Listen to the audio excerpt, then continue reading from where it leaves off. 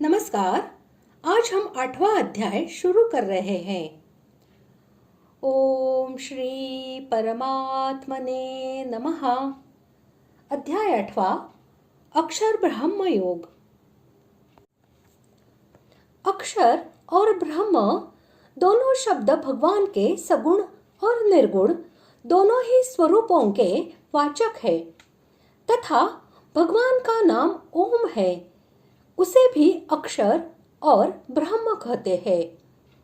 इस अध्याय में भगवान के सगुण निर्गुण रूप का और ओंकार का वर्णन है, इसलिए इस अध्याय का नाम अक्षर ब्रह्म योग रखा गया है।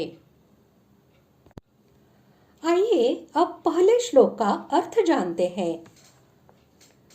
7वें अध्याय के 29वें और 30वें श्लोकों में वर्णित ब्रह्म, अध्यात्म, कर्म, अधिभूत, अधिदैव और अधियज्ञ इन छहों का तथा प्रयाण काल में भगवान को जानने की बात का रहस्य भली भांति न समझने के कारण इस 8वें अध्याय के आरंभ में पहले 2 श्लोकों में अर्जुन उपर्युक्त 7 विषयों को समझने के लिए भगवान से 7 प्रश्न करते हैं। श्लोक पहला। अर्जुन उवाच किं तत् ब्रह्म किमध्यात्मं किं कर्म पुरुषोत्तम अधिभूतं च किं प्रोक्त मधिदैवं किमुच्यते। श्लोक का अर्थ।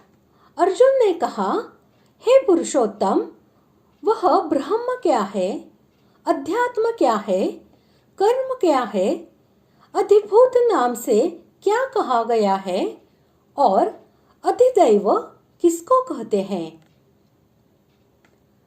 ब्रह्म शब्द वेद, ब्रह्मा, निर्गुण परमात्मा, प्रकृति और ओंकार आदि अनेक तत्वों के लिए व्यवहृत होता है।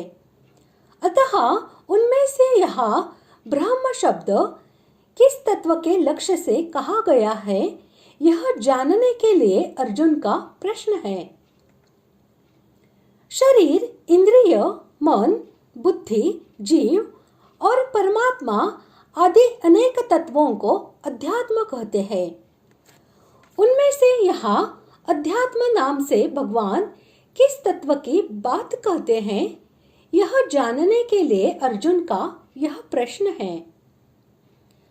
कर्म शब्द यहाँ यज्ञदान आदि शुभ कर्मों का वाचक है या क्रिया मात्र का अथवा प्रारब्ध आदि कर्मों का वाचक है या ईश्वर की सृष्टि रचना रूप कर्म का। इसी बात को स्पष्ट जानने के लिए यह प्रश्न किया गया है।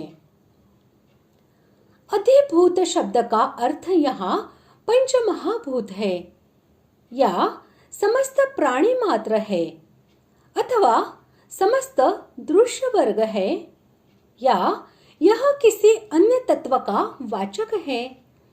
इसी बात को जानने के लिए ऐसा प्रश्न किया गया है।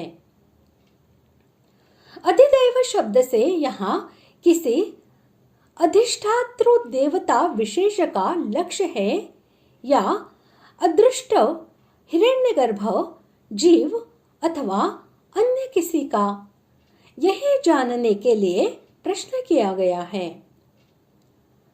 पुरुषोत्तम संबोधन से अर्जुन यह सूचित करते हैं कि आप समस्त पुरुषों में श्रेष्ठ, सर्वज्ञ, सर्वशक्तिमान, सबके अधिष्ठाता और सर्वाधार है। इसलिए मेरे इन प्रश्नों का जैसा यथार्थ उत्तर आप दे सकते हैं, वैसा दूसरा कोई नहीं दे सकता। इस प्रकार आज हमने पहले श्लोक का अर्थ जान लिया है। अगले भाग में जानते हैं दूसरे श्लोक का अर्थ। धन्यवाद।